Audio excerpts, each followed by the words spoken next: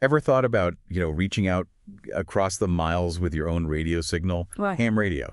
Yeah. It's this really cool mix of tech, community, and just that satisfaction of making contact. And especially for you, if you're someone who likes to really dig in and learn things properly, we've got quite the topic today.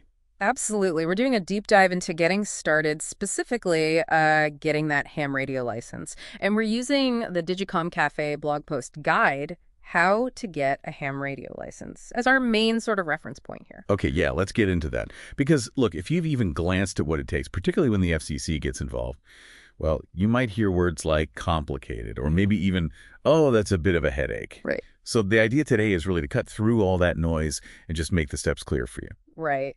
And it's interesting, the DigiCommCafe guide itself kind of calls this out early on.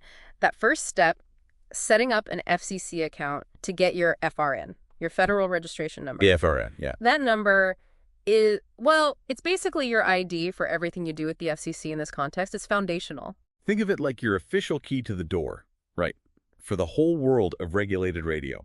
Now, the Digicom Cafe article covers a few key things for getting licensed, and we want to pull out the most important bits for you.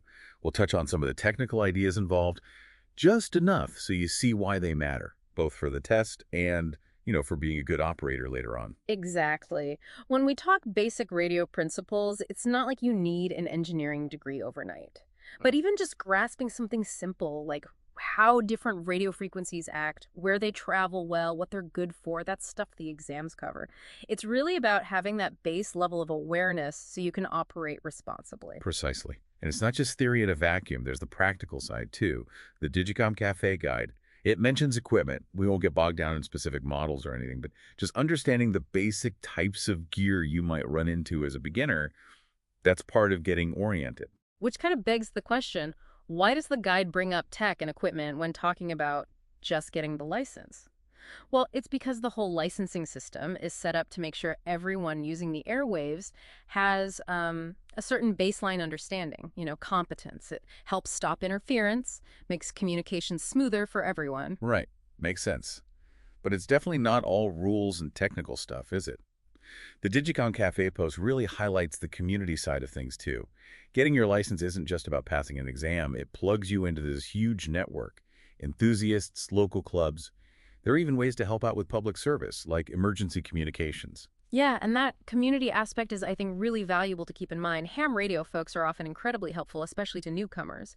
Lots of clubs run study groups, they have mentors, practice exams. It can make the whole licensing thing feel a lot less intimidating. hmm The Digicom Cafe guide even has a getting started section. It really emphasizes taking those first actions. Things like, looking up the basic concepts Yeah. and actually connecting with people who are already doing it. Experienced hams. And that fits perfectly with that read, listen, engage idea you see around DigiCommCafe. It's not just about sitting back and reading. It's about actively chasing down the knowledge and making those connections. So let's try and sort of wrap up the key points from this deep dive on getting licensed. Based on that Digicom Cafe guide, that very first step, setting up the FCC FRN account, Yeah. yeah, it might feel a bit like jumping through bureaucratic hoops, but it's just that necessary first move, isn't it?